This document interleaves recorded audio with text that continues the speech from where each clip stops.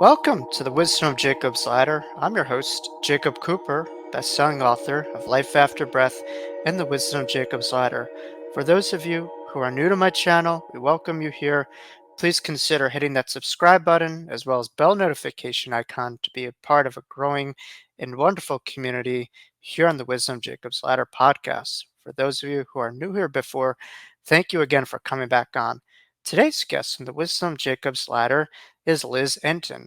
Liz, is the author of WTF Just Happened. She's a podcaster, and she is certainly someone who has made her mark in the world of science and spirituality, as well as, just a skeptical viewpoint of all this. So she's going to be bringing a unique vantage point of how grief and her own viewpoints as a skeptic has allowed her to have a transformation in her worldviews of the afterlife and consciousness and beyond. So without further ado, we bring on Liz Entin here on the Wisdom Jacob's Ladder.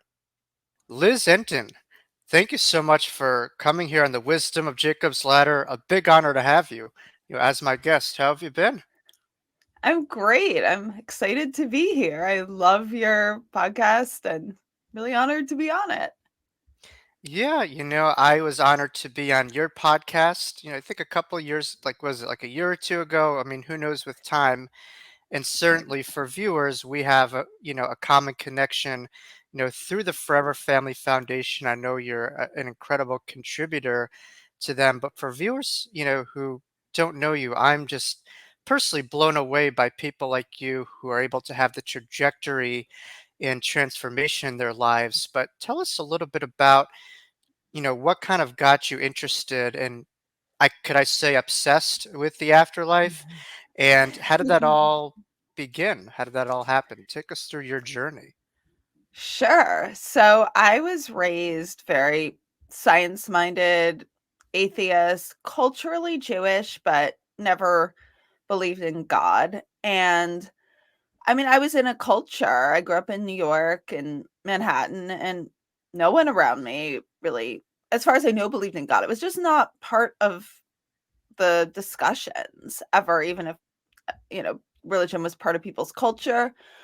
It was being religious was and believing in anything like an afterlife was just completely irrelevant. So I don't think I had one conversation growing up about God or whether anyone believed in God. And then in 2015, my dad got sick, and as it became clear he was not going to get better, I was just like, I would do anything. I wish I believed in something, but I'm not really a belief person. Like I like facts, I like evidence. I don't want to lie to myself.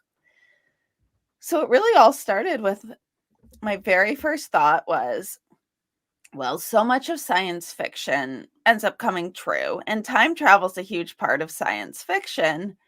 Is there any way to time travel? For all we know, we wouldn't know it.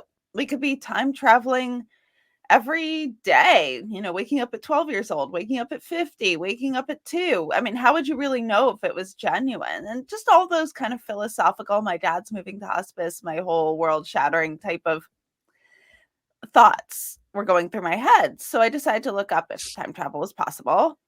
And the craziest thing is, theoretically, it is. It's not possible. I can't just build a spaceship and go back to, 5 years ago and make sure my dad gets medical care so this never would have happened or anything. But according to Einstein's time theory of relativity, if, for example, you're to fly and travel close to the speed of light, um, I'm not going to have the facts of the time right, but I'll have the concept right. If you take two twins and one travels at close to the speed of light for say 5 years, something like 5 years have passed for them, while like 20 years have passed on Earth, and their twin is much older than them. Whoa. And that's just, I was like, this changes my whole concept. Like, if that's time, something completely unchangeable in our experience, just basic fact, is so much more like malleable than we realize, what else could there be? And that was my very next thought. At that time, I thought, without a doubt, consciousness was created by our brain neurons. And so my very next thought was, well, if you think the concept of time of eternity, which is just unfathomable to us, and probably, an eternal amount of evolutions of planets and universes, the amount of planets out there, and an eternity of big bangs and big crunches, eventually another set of complex conscious physical species will evolve. Maybe it'll be humans in this iteration of Earth. Maybe it'll be in a trillion years of another equally complex, being that evolved. It's much more likely, it seemed almost impossible not when you take that concept of eternity and evolution, that another set of brain neurons would create another me and another my dad. Not Liz again, but kind of the way people live multiple lives with different people. And I would experience the consciousness, no karma. And then this is the Google search that changed my life, changed everything. My very next thought was, if that is true, is there some way that I cannot begin to explain how that somehow there's a memory of one of those previous experiences of being a person, if it's does happen in this iteration of Earth? Googled that. Everything changed. I found the research of doctors Ian Stevenson, who has passed away in Mhm. about, I guess, 2002 or something, a long time ago, and Dr. Jim Tucker, who's since taken over his work. They are professors and traditional normal psychiatrists, child psychiatrists, and professors at the University of Virginia. They are studying cases, were studying cases of kids with past life memories and getting positive results. And that was the most life changing thing. I spent the next 2 months doing nothing but reading every one of their books, and as well as finding out that there's a whole division at University of Virginia, the Division of Perceptual Studies, that studies evidence of an afterlife from a science-based perspective, and they're all getting positive results. And this was the most life-changing thing. And once I found that first little hint, I mean, it's been years, and I just keep going further. Wow. You know, your story in transformation is fascinating because a lot of people come up to me and will say, "Hey, you've had a near-death experience. It's easy for you to believe or kind of understand this stuff.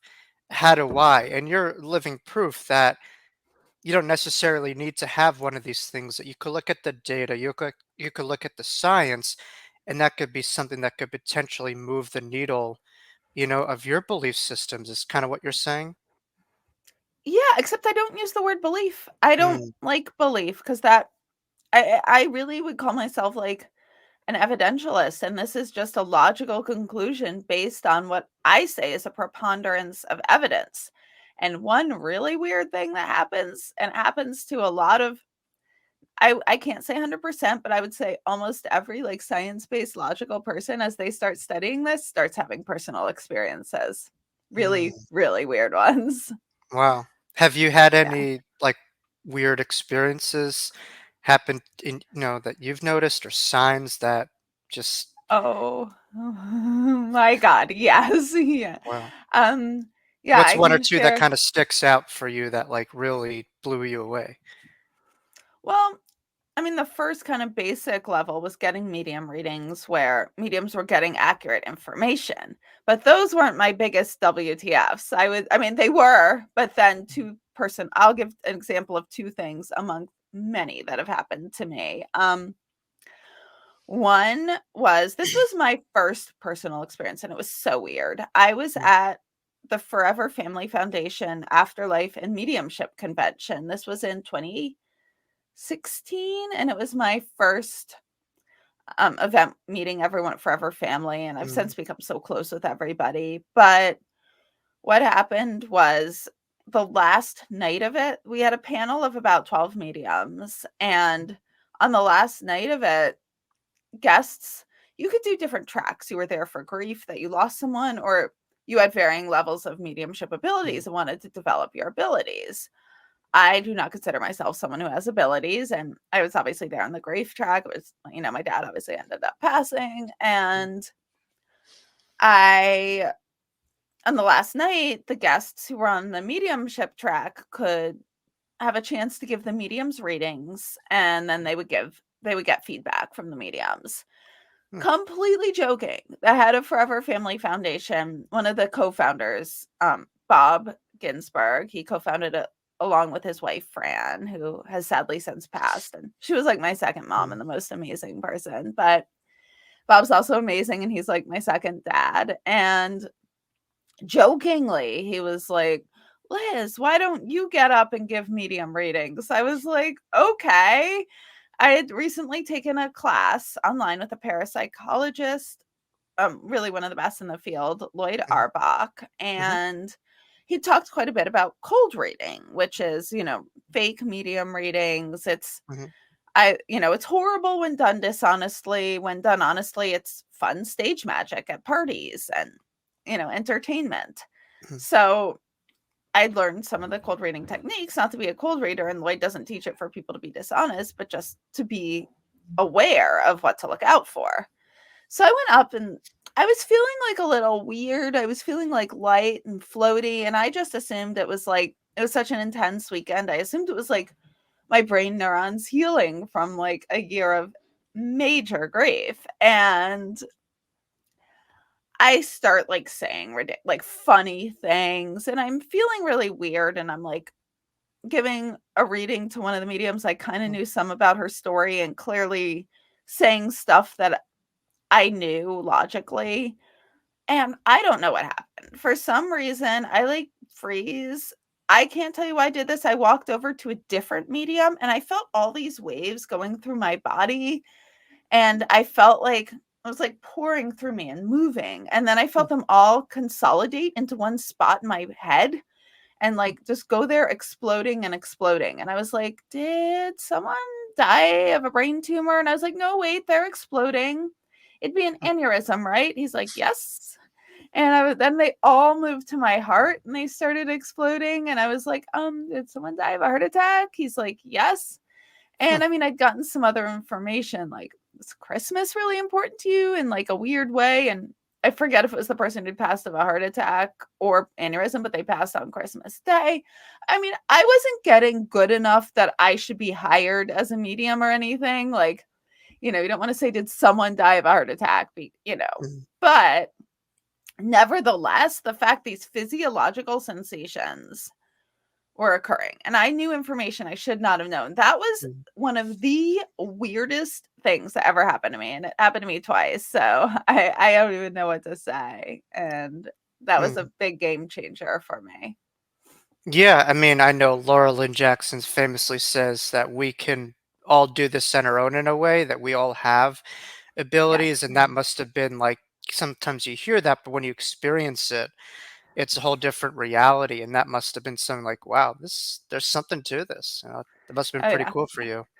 And Laura was there, and I Oh had her wow. like basically had harassed her for a year with the most like just she'd be trying to teach a class, and I was like, right, but Einstein says so none of this makes sense. And she's like, you need to have personal experiences. I was like, yeah, right. And she was just like, Mm. she's like to this day, she'll still be like, yeah, I told you, I told you. I'm like, I know, I know, I know. And yeah, I Mm. mean, I'm still so skeptical though that I think like most of the mediums are still as Jake has seen at some of our retreats, they do tend to get a little annoyed with me still because I'll be like, right, but there still could be a logical explanation for like the most like inexplicable phenomena. I'll be like, right, Mm. but so Maybe that's a part of your role in this life, would you say is maybe to kind of, kind of give that voice to skeptics, that it's okay to kind of be where you are, to be safe, and to still ask questions even after all these things happen, and find that balance of openness while also holding your ground too, to really be evidential. yeah, maybe. And also being a voice maybe to really skeptical people who are in grief or dealing, I mean, with their own Mhm. terminal, like a terminal illness. But I mean, 100% of us are terminal, Mhm. 100%. So this is something, whether it's going to happen in 90 years or soon, like we all have to deal with our own and our loved ones, which to me is even harder than my own by far, our loved ones' mortality. So if you think there's zero chance of something. There's very few voices out there. I had to dig to find them that really speak to people who are very science minded, who are logical, who aren't belief based, who don't consider themselves spiritual. There's very few voices Mm, that give those people hope, realistic hope in an afterlife. And so you know, I do hope I help some people like that. I know what it feels like to be there. mm. Talk about the emergence of the afterlife in the scientific community, because I know the Forever Family Foundation Mhm. is, does embody that. But, back in the day, those two paths to some people might have clashed, but to some people, they've always may have been, working with each other. But talk about how they could really support each other, because you're obviously, during this course of our conversation and the part that I know you of, you are obviously very scientifically based, and you certainly don't mind geeking out on that, for sure. And that's a big passion of yours. But tell us how the two could really work hand in hand and why they could benefit each other. Well, they do already work hand in hand. It's just amongst very few people and with very little funding. And you also just, I'll touch upon quickly because you said back in the day they didn't, but they did. There was the Society for the SPR, Society for um cyclical research. Sorry, I can't believe I blanked on that name. I'm so used to calling it the SPR, but that's around the world. There's the American Society for Cyclical Research, the original one in London, Mm, and so that was an original version. And today with technology, there is so much. I touched upon the University of Virginia research. There's, another researcher there who studies near death experiences, Dr. Bruce mm, Grayson. And he also is a psychiatrist and he does scientific research on near death experiences. I think as we go further with medicine, this is a big way that it's going to really get us a lot of data and information. We're going to be able to resuscitate more and more people further along. Like if you find mm, someone, who maybe had, passed from a heart attack like 10 hours ago, and they're mm, found 10 hours later, that you're not really able to do anything. Well, what if medicine gets so good that you can, and we get stories of people who went a lot further? That's one way. I mean, already we can resuscitate people at a rate we never could. So mm, we're getting more and more near-death experiences. There is Dr. Julie Beischel and Mark Bacuzzi. They are co-founders of the Windbridge Institute. They conduct up to quintuple blinded studies on psychic mediums. wow. There is Dr. Jeff Tarrant, Dr. Mona Sabani. They're neuroscientists or they have I like Dr. Tarrant has a very specific like neurofeedback. So apologies, I'm not saying it exactly, but essentially neuroscientists who are using scanning brain waves of psychic Mm, mediums to see brainwave patterns when they're giving medium readings versus psychic readings versus just having normal conversations. And, like there's just so much you can do with all of this. And I think the further and the more people that were be open to this in the scientific community, the more we could explore with this. But it really is, I mean, there's a lot of thought in our culture that this is a belief-based question, a spiritual question, a religious question. It's not, it's a science question. What happens after you die? That's science. It's how the world works. It's, falls in the same categories of is there life on other planets? Well, what happened? How was the universe created? I mean, the mm. Big Bang and Big Crunch theories. So I don't consider it a spiritual question. It's definitely a science. And there's even, researchers studying some way this could possibly work, who worked with Stephen Hawking, Dr. Stuart Hameroff and Sir Roger Penrose, and they're researching a theory about something in our brains called microtubules and how they could like compute consciousness in a way where it's non-local, meaning it's not created by a brain but downloaded. I am not smart enough to fully understand what they're talking about, but that's the general concept. So it's really amazing. Yeah, no, it's remarkable what we're able to do right now with advancements technology, and that's how that's able to work hand in hand with matters that have been there since eternity, but now we're able to validate it and we're able to measure it, quantify it. And so there's a lot of advancements. And so for, maybe like someone who like a Liz Entin out there somewhere in some universe, who may, not believe in this stuff, like what type of recommendations in terms of approaches would would you really echo that may allow someone to have a transition of outlooks towards this stuff? Well, one of the very first things, I didn't hear this till later, but it really was helpful to hear. The very first thing you can tell yourself, first of all, number one, reincarnation seems absolutely almost definite, even Mhm. if consciousness is created by a brain. That was one of the first things that hit me. And then now another thing, this was the part I referenced that I didn't hear until later. Scientists don't know how consciousness works. Like Mhm. neuroscientists, there's a lot of talks and theories, you know, that, oh, it's a fact. Consciousness is created by a brain. The scientific community knows that. They just know correlation. Mhm.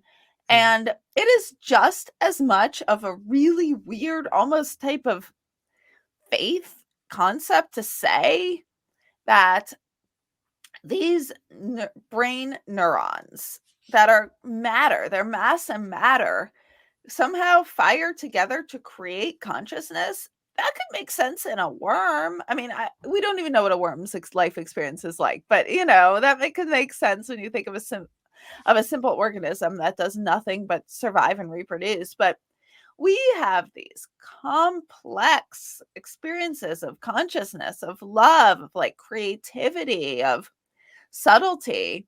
And that is just as like weird and inexplicable that material matter would create that. So it makes just as much sense that it could be downloaded and quantum entangled or whatever, entangled with our brain neurons and stored in a bank. And then when you start researching the data, the massive body of research, you get into things like near death experiences and all the stuff I referenced, University of Virginia and Windbridge Institute and so many of the scientists that are on the board of Forever Family Foundation. It just, how it like when it all comes together, plus the amount of anecdotal evidence. I Mhm. know people who are very sciencey dismiss anecdotal evidence, but when you get masses of anecdotal evidence and a really weird consistency among all of it, backed up with research, like it's worth really considering something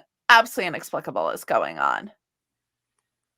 So would you say, you know, it's possible if people look hard enough at the data that any skeptic, could be changed from looking at the evidence.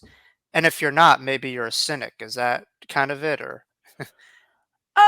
Yeah, I would say, yeah, any skeptic, it's just, you could conclude, you could look at this and say, I still don't think there's an afterlife, but there is something that we absolutely cannot begin to understand that science hasn't discovered yet. But you can't deny that there is something that that happens that science as of now says impossible to happen. Like mediums are getting accurate information, accurate and specific. I could sit here and give Jake a reading and get 100% accurate information. You have like eight passed away great grandparents. You have many Mm. ancestors. There's a John somewhere in your family. Like I know some stuff about Jake too, but even if I didn't, I could give anyone 100% accurate reading. Mm. You have a great grandmother, you probably never met her. You have a grandmother who loved you. Like, A, you mo- a know, mother, a mother figure, that kind of thing. yeah. Yes. But what I cannot do and what mediums are able to do under really tight controls where they don't know the identity of the sitter, who's the person Mm. getting the reading, they can't Google them. They're being, observed. So they can't sit there just Googling or and you see this happen again and again. They're getting specific information. Like maybe they will get a grandfather, but they'll be like, you have a grandfather named so and so, and sometimes they don't get names, which is a thing that people find Mhm. upsetting, but then they'll be like, you have a special memory, and they'll describe a memory, and they'll share personality traits that are inexplicable. And I'm not talking about personality traits. I'll give an example of a reading I had about my dad. They're personality traits that everyone likes to attribute to their loved ones. They're kind. They're, could have some bad days though. I mean, there's this is called something called a Barnum reading that could apply Right. to anybody. But for an example, at the end of the reading, first of all, my dad had a favorite color, and the medium's like, Mm. why is he sending me this burst of this color? I'm not just talking about everyone kind of has a favorite color. He had a whole room in our home painted this color. We would always get Mhm. desserts of this colors together. Wow. So it meant something. It Yeah. was very uniquely specific to him that you just wanted to, it was just his thing. Yeah. Yeah, and his personality, for example, in the end, like two things that she got about my dad's personality that were so cute. She's telling me about your mom and that she's a therapist, but is she like world famous, like the best in her field by like just the best Mm. therapist out there? And I was laughing. My mom's good. I love her. Her patients love her. She's not like the world best. My dad told everyone she was the world best. And I was like, okay, so she's not this world famous, but that's how my dad would talk about her. So Wow. that's like, and the odds of, having someone whose mom is like a world famous therapist is really low. So that wouldn't be like a medium being like, not only did she get her career right, but like she talks Mm. about it in an inaccurate way, in the way my dad would talk about it. So, and yeah, and then there was like in the end, she was like, kind of laughs because she's like, well, he's leaving now. And it's very sudden. He would just do that, be like, I'm done. And Mm. then she asked him, do you want to say anything? Like, do you want me to tell her you love her? And my dad said, she knows what I think about her. And he would say that to me all the time, be like, I love you, Dad. And he'd be like, okay, bye. And I'd be like, what the? Like, so don't you love me? And he'd be like, you know what I think about you. So it's like things like that, Mm. that's, you can't do that Mm. in fake readings, not repeatedly, not again and again, not, and Mhm. I've had mediums of that level multiple times and seen them in group readings, and it changes everything. Yeah, I mean, a good reading feels like a great conversation with that loved one almost Mhm. right in front of you, and it's just scary, but it just really feels like a three-way conversation with yourself, the sitter, and your loved one. And it seems like you Mhm. had, that to a degree where you just felt that presence, undeniable presence of dad with you, giving a lot of this incredible information over that no one would know, even if you Googled, Facebook, everything. It's just, you can't make this up. Right. And I don't post much on my social media because mainly because not mainly. I mean, I post a lot actually now on my WTF social media, but I don't post stuff about my dad for this Mhm. reason. Like I'm doing the research. I don't, and I certainly wasn't posting at all then. I was in like Mhm. when I started this. I mean, I didn't post anything. I didn't even update that he died. I just was like in this grief bubble and didn't want to talk to people. So that was like no one, it wasn't really public, so Mhm. Yeah, well, it certainly seemed that grief was a big segue in your life and dad's passing. And obviously, my viewers, a lot of them, have experienced, you know, recent losses or grief, or, they're still going through the various stages of it.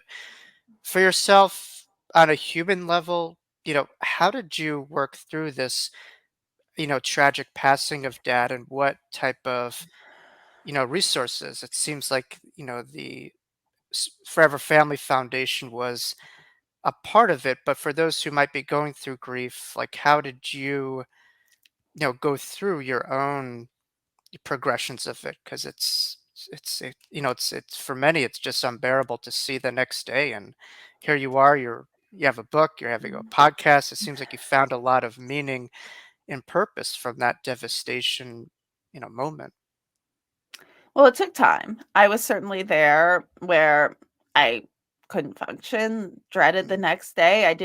I was scared to go to sleep. I was so tired, but I was frightened, and my body wouldn't let me sleep because I was so afraid of that moment of waking up where like you're like, oh, what a bad dream, my dad died. Then it's like, oh wait, that's real. Like that Mm, moment of remembering is just unbearable. So I was really in it. I was very close with my dad, and I'm an only child, and so this was hard. This was a brutal loss.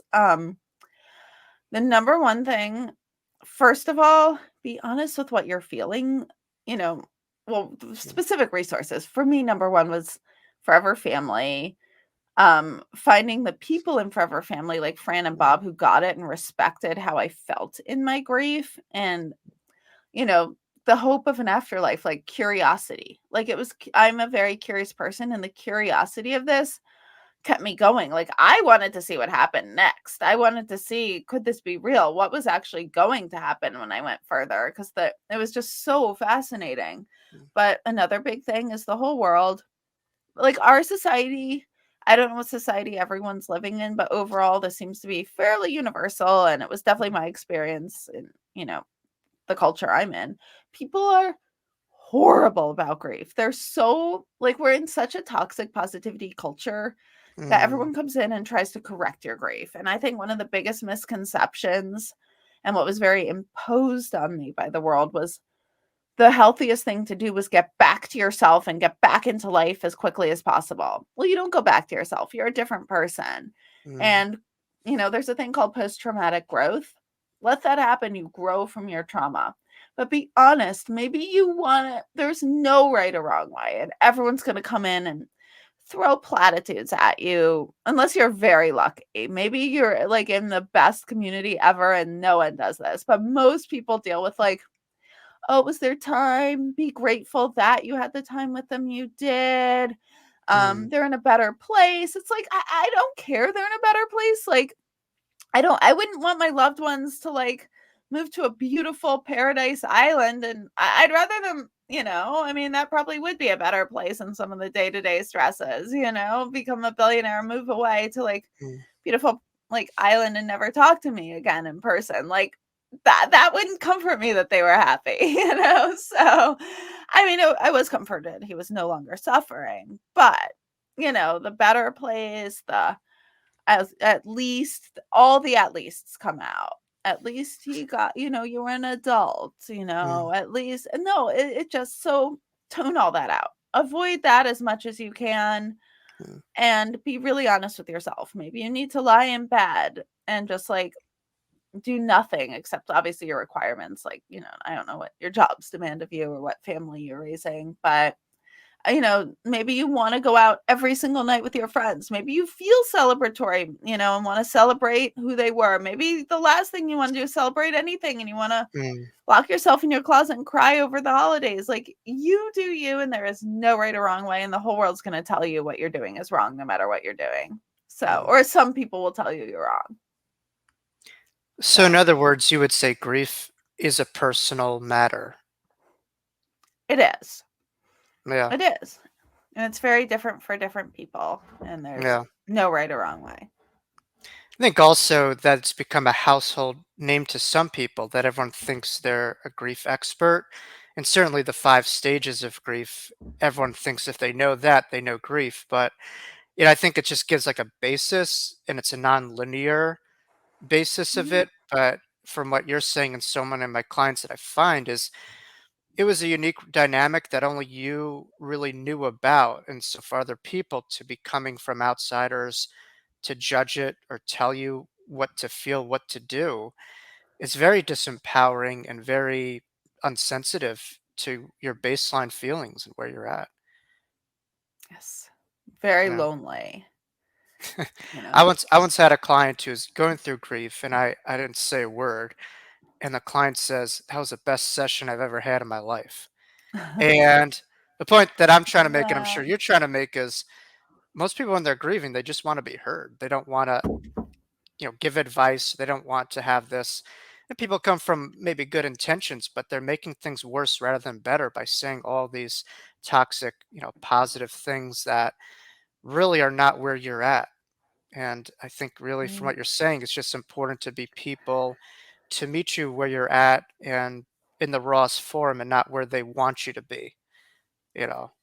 Yes. And just admit it sucks, like, that the person lost someone. It's not they're in a better place. Like, don't take care of you. Don't ask the person if to take care of your feelings about their grief. Like that, there is so much of that. Like, people don't like seeing you suffer, not out of any brutality or like they're bad people. Like, who wants to see their loved ones and friends and other family members suffer? Of course, you don't want to see that, but that is part of life. And it Mhm. is not your job as a griever. It is not the griever's job, if you are a friend, to pretend their grief is less than it is because you don't like it. You know, that no, like people have a right to feel horrible when Mhm. something bad happens. And oh, another, they wouldn't want you to be sad. Like, first of all, you are sad. Like, that's a Mhm. very, very normal reaction to the loss of a loved one. Mhm. And like, no one wants someone to be sad, but like it's very normal. So that was a big one. People say, "Well, he wouldn't want you to be sad." Well, yeah, and I didn't want him to die, so here we are. I don't know what to say. I'm sad Yeah. he's dead. Like, neither of us are getting our way. Like, what am I supposed to say? That's sort of my light way of saying, like, Yeah. you're allowed to have complex emotions. Our society's very toxic, positive culture, and Mhm. Oh, yeah. negative emotions are very denied, which is very lonely. You know, I would say it makes more sense to be informed than anything else rather than your intentions, or where you're coming from. I think to be informed and educated when it comes to grief is of paramount importance. Because when you're able to do that, you're really knowing what the person really needs rather than what you feel they need. It's based off of, education, Mhm. empirical studies, and just, yeah, it has a strong foundation. So, Mhm. absolutely. Right. And Yeah. being a person, just being honest. I mean, I think it's something, not to get off the topic in any way, I'll just say I think it's something overall in our society. Like, we don't want any negative feelings, not just about grief, but anything. It's like deny that and turn it into Yeah. something positive, but not everything's positive. I'm not saying you can't have post traumatic growth, which is a very long, very in depth, very heart wrenching process to get there. But some things are just allowed to suck and you're allowed to feel bad in Mhm. processes. And even with post traumatic growth, you are still allowed to be sad. You still don't want your person to have died. So, No, absolutely. And I mean, in my personal life, I've seen a lot of growth from people mhm, with loss and with trauma, and I'm sure you have mhm, through the foundation where yes. it has people like yourself, all these other people who have nothing, no interest, nothing to do with the afterlife community. They're kind of going on with their everyday lives, and then they have this shakeup period, and it's almost kind of like this transformative experience. Where, as you said, it's valid. They can never be who they were, nor would they want to, and they're kind of, in a way, some of them feel a sense of, I don't know, calling, but to kind of look at life in a different way. Like, have you seen people who have lost loved ones finding maybe potential, I don't know if it's silver lining, but just a different worldview of consciousness than they didn't before?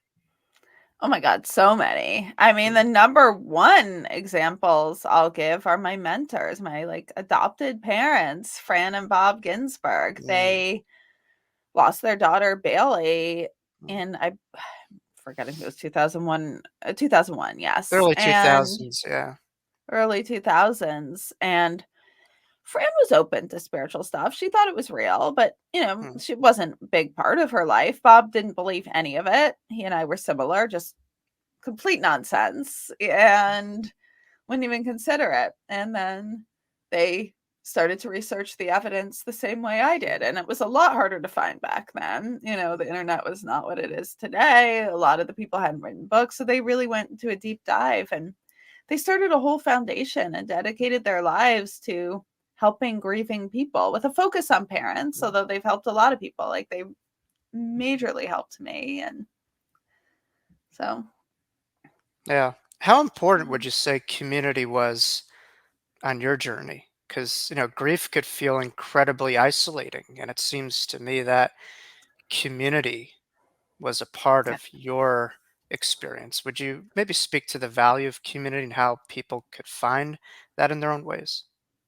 the right community was essential. Like the wrong community, I mean, I always assumed I'd want to be around people. As Jake knows, I'm like the most extroverted person. We talk about this like I want to be around people 24/7, like groups of people, one-on-ones. Like I don't care, I just love people. When I lost my dad, that went away because all the people I was around were so like ununderstanding of grief overall. Lovely people, like some, but this wasn't, our as I said, I lost, it's not what our society's an expert in. So I needed to isolate from that. When I found the right community, that was the most instrumental healing for me. And that was through Forever Family Foundation. First of all, Fran and Bob. So how do you find the community? I mean, I would say join different grief groups. Again, that might not be your community. I joined some that ended up not really like really good people, just didn't consolidate in my community for this, like the way Forever Family has. Go to different grief groups, talk to people. It's interesting because this was a thing for me, the people that I assumed I would rely on the most always in my life if the worst were to ever happen, when it did, they weren't good to rely on. And these people, like, they were just sort of side acquaintances, ended up just being instrumental and just wonderful. And then new people. So, I, for me, yeah, community was absolutely crucial, but it took a little bit of time and work to find the right one. And I I could, wasn't even going yeah. to find one. I was going to find the evidence. That's why I started volunteering for Forever Family. I wanted to dive deep and see if this could really be true, but it ended up being like a community that are some of my most important people to this day. Wow. Yeah, and when your back is against the ropes, it's a very clear indicator, of who's really in your corner and a real friend versus someone who's just kind of there for convenience or when it's good and they'll just kind of be a fair weather type friend. So, True. And some I wouldn't even say were fair weather. They're just not good at trauma or bad feelings. Like they want to cheer you up. They were not what I needed. And mm, maybe they're great to have back in my life now, but at the just different moment, people. yeah. Yeah. Yeah. So Liz, today, with all the research that you've done and the readings that you've experienced and all this moments, I'm just curious, do you have a particular belief system towards the afterlife? Would you say that that's a knowing that you have? Like, how would you assess your rating scale on the afterlife today? Is it something that you have in confidence based off of all of your evidential studies, or you're still uncertain that there is an afterlife? okay. So I'm laughing you said a knowing because it's, I'm putting you on the spot Bob here. Ginsberg. Oh, he always asks who has a knowing of an afterlife at every Right. retreat. There I am like the volunteer and I never raise my hand. So um no, I don't have a knowing. This is where I feel I'm at about an afterlife. I think there's a preponderance of evidence and it's highly, highly, highly probable. Like 95%. I am 100% convinced that the laws of the universe, like things happen that the way our current scientific understanding says are impossible. 100% convinced in that. Am I 100% positive there's an afterlife? No, but I think there is such a compelling, strong body of evidence that it is the most logical conclusion we can draw. Now, what does that afterlife look like? We can't really understand, I mean, it seems we're individuals, which to me is like really what I want it to be, but and I don't say that because I want it to be, but because of the communication mediums get and people like Jake, Mm, describing their near death experiences. They're almost all of them feel like they're an individual. And what does that look like? I don't know. I mean, little bits I hear or people have 360-degree vision. So it just seems like really trying to understand it is like describe a color you've never seen. Like it's not really understandable in our dimension, but in terms of there being an afterlife, I can't say there's a knowing. I think it's the most logical conclusion to draw based on the body of evidence out there. Mhm. Yeah, no, fair enough. And again, Mhm. that's why a lot of, I know you see yourself as difficult, but I'm sure a lot of people appreciate your constant curiosity, your growth oriented mind that's always never satisfied. You're always looking for more. And I Mhm. think that's a beautiful thing. More people. To me, death Mhm. is when there's like an ending of Right. consciousness or outlook. To me, you're the most alive person that I know because you have a motor that's always going and always curious, and that's refreshing to a lot of people in the field where you're a very alive person, and that's Well, the way to thank be. I think you. that's a beautiful vantage point. But with all this work that you've put in and studying, and stuff like that, do you feel like it's enhanced your life in a way for the better? Has it made your life improved? And if so, like how would you kind of point to how it's helped out your personal journey for many viewers listening? Maybe they could be inspired by, your transformation too. Oh my god, so many ways. Well, first I will give a disclaimer. I always for there was a long period of time where I kept thinking there was a tipping point of evidence that I would get where I would never feel grief again. That is Mm, not possible. Even the most successful psychic mediums still feel grief. It is unavoidable. mm, So once I realized that's not possible, overall I'm deeply, deeply happier, if that mm, makes sense. There was like an existential dread that always haunted me that I didn't really have another comparison to. So I mm, didn't even know the extent to which it did. And that's just gone, first of all. Like I don't fear death. I don't fear my mm, own death, which must mm, mean that like the evidence that I really have concluded and not lying to myself. I mean, I have the instinctual fear. Like my body mm, tenses during turbulence. I'm not mm, like trying to run in front of gunfire or start eating mm, like, doing dangerous stunts, but like that sort of bleak dread of it gone. It's something I'm kind of look forward to. I just don't want it to happen yet. There's a lot I want to do in my life, but number one, I still absolutely dread losing my loved ones, mm, but there's sort of an emptiness and an edge gone of the world. There's like a coldness that used to be there mm, that isn't there anymore. And that is a huge way. I mean, as well as like the people I've met, like Jake's become one of my friends, and just like I've mhm. met the most amazing people. Correct.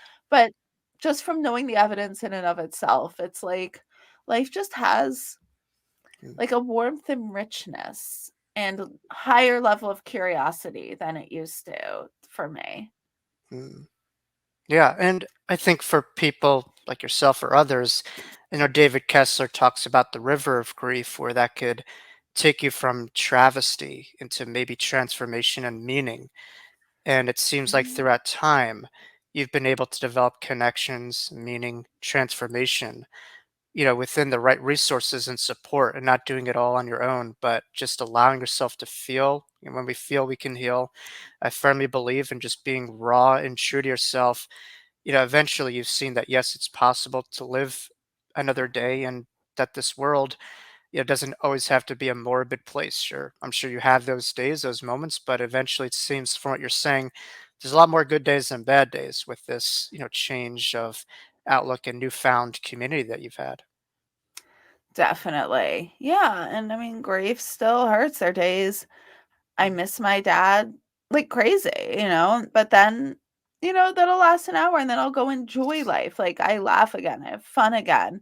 And I've had other profound losses since then, like losing my mentor, Fran. She'd become like my second mom. That was like, aside from losing my own mom, like I can't think of a person I would have been more devastated to lose at mm, that time. And or just to lose overall. Like that was about as bad a loss again, aside from like my own parent. I don't have children yet. I don't have a husband yet. I assume that will be horrifying if I ever were to lose them, but mm, I'm putting it out there hoping to have all that. But, you know, um, yeah, that it was just shattered me, but I'm happy again. Like I miss her every single day. I miss mm, my dad every single day. And they were two people I spoke with every day, or well, at least with Fran, I'd email every day. If we didn't speak every day, my dad, we spoke every day. So it's an emptiness, and I still will feel pangs of it. But then I feel this whole, like, I can't think of anything better than an the idea of an afterlife. Like, I would rather have lost my dad a younger stage of my life and there be an afterlife than, let's say, I lose him. Like, some people lose their parents when they're in their 60s, and their parents, get to have great grandkids and just they have this whole rich life. Like, yes, that would be a lot easier now, but I would rather have lost him the way I did and when I did, and there be an afterlife than there be, like, there's just nothing I can think of I would want more in the whole world. Like, I would want there to be an afterlife more than I would want $1 billion. And I'm also going to just add to that, I'm very aware that the level of wish could skew my ability to assess data. So I'm very careful of that. And I constantly assess everything with an awareness to not let that ever skew what I'm assessing. Just if anyone suddenly hears that and gets worried, I know that's something I would have thought of early on hearing someone. So, Right, always, not having wishful thinking and stuff like that, always remaining, objective and yeah, yes. just looking at the data versus having our emotions run the Mm, course. But yeah, it seems like for you yes. that box of potential emptiness of Mhm, where life goes mhm, after when we're here is mhm, now filled with maybe a possibility that that box mhm. continues and that relationship continues and that's given you, I would say, just a changed outlook and so that's helped out your journey. Well, obviously it seems like you certainly have a lot of purpose with a lot of this pain. I know I've read your book and ironically it's the color of my shirt today, which I didn't really prepare for so much, but I guess that was subconscious or intuitive, however you want to look at it. But tell us a little bit about your book, WTF Just Happened. I know it's an incredible book and it's gotten a lot of rave reviews, but tell us a little bit about Yeah. your book. And there's also something down the pipeline I'm kind of assessing. No, I'm not giving a reading. I know we've discussed this, but you also have another book which is fascinating. But tell us a little bit about your journey as an author. How did it all begin? And tell us a little about your, trajectory as an author. Sure. So my first book, I have one book out and a second one coming soon. So my first one is WTF Just Happened, a Sciencey skeptic explores grief, Mm, healing, and evidence of an afterlife. I cannot tell you, I had zero intention of writing a book like this. Like, I thought I might write a book one day. Like, I was thinking of writing about, entrepreneurship, or, I worked in fashion for a while. I thought of maybe writing a book on, like, fashion and art or something. Not, I mean, I'm not expert in art, even though I enjoy it, but like the art of fashion or something, about fashion and or entrepreneurship. And I always thought I'd write a book kind of, and I probably still will, totally off topic, but like about, like, I had these, like, went to these sort of horrible, like, super intense prep schools, and it was a terrible experience. So I've thought of writing a kind of an very genuine hearted expose on that. mm, Not boarding schools, but like very brutal prep schools I mm, don't have anything good to say about. So all this was in the trajectory of my life that I was going to write a book at some point, but not about this topic. I mean, and then even when I first started exploring it, I was like, I'm not telling anyone. I sound like a crazy person. So it just went further and further. I actually have a funny story about how I ended up finally publishing this. So I was like, started blogging anonymously about it. I wrote the first draft and I disguised everything. I mean, disguised I lost my dad, and people are like the whole emotion of the book is mm, missing. It's, yes, it's interesting information, but if you really tell your story. And I was like, oh, well, maybe I'll do it under a pseudonym. And I, like, hired an editor and was working on it, and quarantine hit. And I was just like, okay, maybe I'll publish it. But I was really delaying it. I'm like, I'm going to mm, be the weird person. I can't move forward. So then, as I said, the tragedy of my mentor, Fran, passing. Now, this woman, you do what this woman says. Like, this, I'm sure, Jake, you've heard stories. Like, you do not mess around with this woman. mhm, Like, she is a tough lady. And mhm, so, um, like, the day after she passed, we all, with Forever Family, like, we were in still isolation with COVID, and we had a Zoom meet just to talk about her. And one of the mediums was like, I mean, they kind of knew I'd mentioned I might be writing a book, but like I hadn't really like gone forward with it. This medium's like, okay, I'm seeing like so why is Fran showing me? Like, I'm the only person she gave a message to, which, like, again, I was like, her, like, we were so close. So there was something like so amazing about that. And of course, she was like always looking out for me. And basically, essentially the message was like, she's showing me like her marking up a paper and basically like doing something like stop with the edits, stop with the corrections, and get going. And I'm like, yeah, okay. And basically, Right. that combined with like getting a lot more positive feedback than I was expecting of people being like, no one's gonna think you're crazy. Like your tone Mm, isn't crazy. And just being like a few people always will, but you can't live on what other people think. And so that I was like, that's it. And along the way I'd been writing more, originally mm, just journaling it also for myself, like because it just brought me happiness and helped me process it at a time when sure. nothing was bringing me happiness. Mm, So it was a very slow evolving process without like a plan, and then it just kind of evolved. And obviously like I had to then have a planet to hire like mm, edit, final editors, get it out. So and then yeah, so it kind of ends essentially around, I guess, 2018, and my next book is coming out very soon, about a wow. month. And it takes place, right sort of where this other book leaves off, where I go further into the research. And the first book's a lot about my grief. Like my dad, it starts with my dad in hospice. He Mm, hasn't passed yet.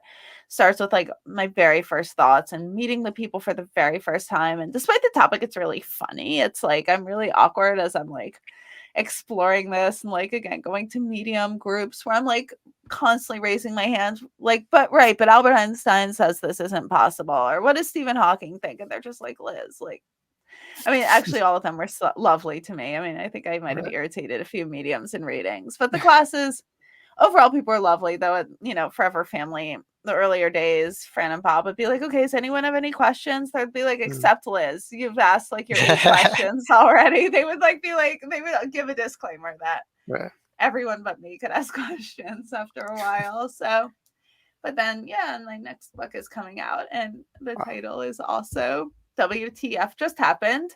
A Sciencey skeptic investigates even more evidence of an afterlife and fights for justice with her dead dog, which is kind of an interesting side plot where my dog kind of comes back to a few times to do some stuff. So, Interesting. Wow. yeah. And we're really looking forward to seeing that come out. Do you know, is there like a specific date that you have in mind in terms of that coming out, or you're still kind of, in the creative stages and figuring? It's very close. It's going to be either June or July. There's not a specific date, but I mean, I will be posting about it on my socials and website and everything. So it's very soon. I mean, pre-order is probably going to go up in like about 2 weeks. So Yeah. it's close. Well, definitely keep posted. An audience, I encourage you to check that out. But it seems like you described something called a tipping point where you're just kind of on this border. In honor was something that was a big part of this book, honoring Fran and just her message, her Mhm. impact on you, and just your level of respect Mhm. for what she has to say as honor. But I know a lot of people in my life who have great ideas, but they collect dust on the bookshelf, literally or metaphorically. They don't get them out because they doubt themselves, they get in their own head too much. You're someone who's really lived that transition. For people who have dreams or aspirations but feel just kind of paralyzed by it, what's something that you can say to those people to kind of get out there and fly the plane and just kind of have an F it mentality, kind of? Well, I mean, there are different reasons holding back, but I think one thing I notice is people look too much at the end result. Like you have to have the end result in your picture. Then you have to wake up each day and be like, okay, well, you know, I'll just use writing a book as an example, but this applies to everything. Like your first few chapters, your first like draft is not going to be good. Like don't assess it, don't evaluate. Like, and you're probably going to rewrite it and you're going to look back, and then you're going to hire someone to make it even better because you're not going to be able to do that because you're too in the bubble of it. And it just wake up every day and be like, what can I do about it today? You know, because when you're looking at the whole end process, like again with a book, you're like, but how do I publish it? How do I find an Mm, agent versus self-publishing? I've ended up self-publishing. mm, Um, uh, you don't need to know all that. You can look at the big picture. You don't need to know that today. You just need to know what steps you need to do today. And if you know, I don't know what time you have, maybe you're in a regular full-time job, you know, then even set a schedule and be like, you know, I'm going to do 2 hours of this today or whatever time amount you can give and do what you have to do that day. Keep the big picture in mind, but you're not going to get there right away. And that often, I think, the intimidation of not knowing like step F when you really should just be on step B holds people mm, back. You'll figure it out. Like you've figured out a lot in your life. When you need to, you'll figure it out. And mm, that doesn't mean, again, let's say publishing a book. You can start asking people. You can be like, hey, you know, how would I either get an agent or upload it on Amazon? You can hire someone to upload on Amazon. It's not that expensive. Like it's also really easy to figure out, but you'll want someone to like, for example, fix the layout for you because that actually is a little hard for the print editions. Or you know, there's always someone you can hire.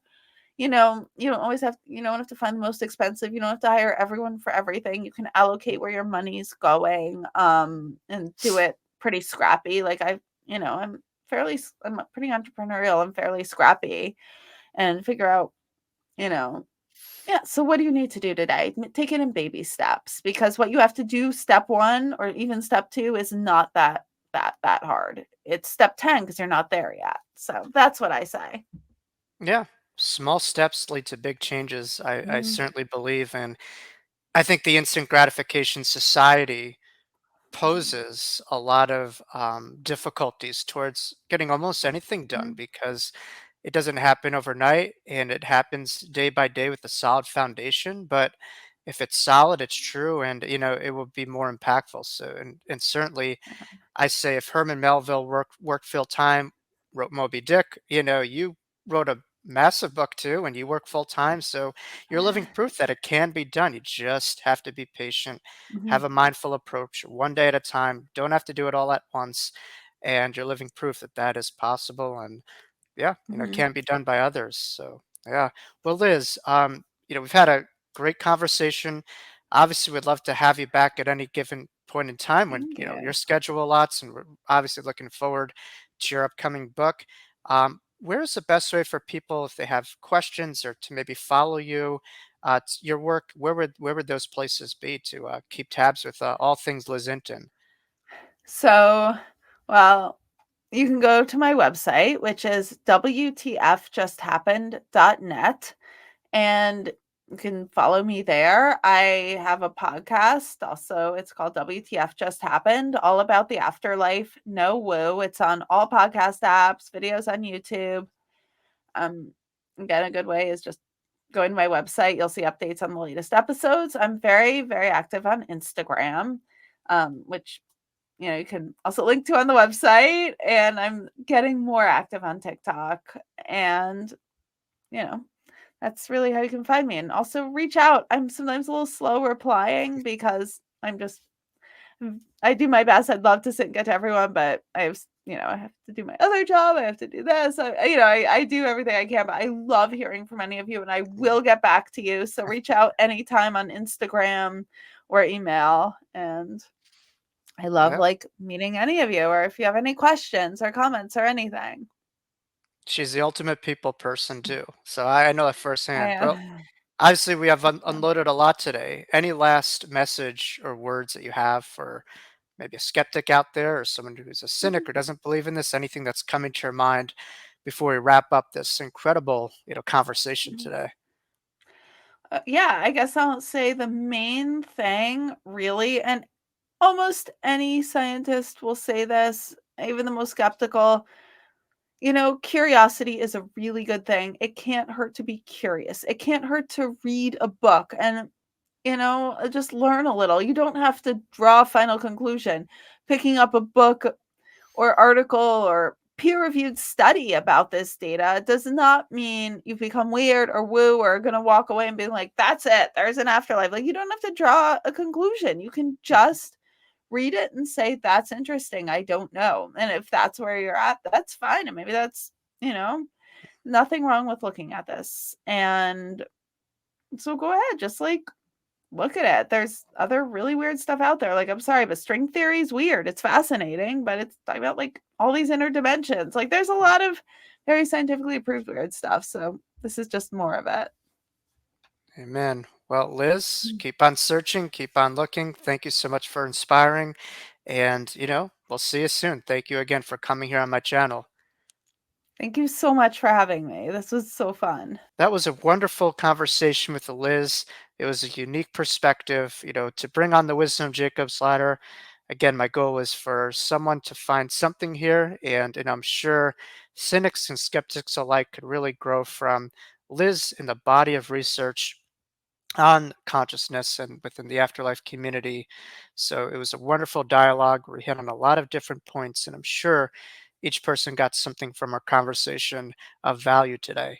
So next week, we'll see you here on the Wisdom of Jacob's Ladder. Thank you all for tuning in to just a wonderful conversation with Liz Entin on the Wisdom of Jacob's Ladder. Thank you.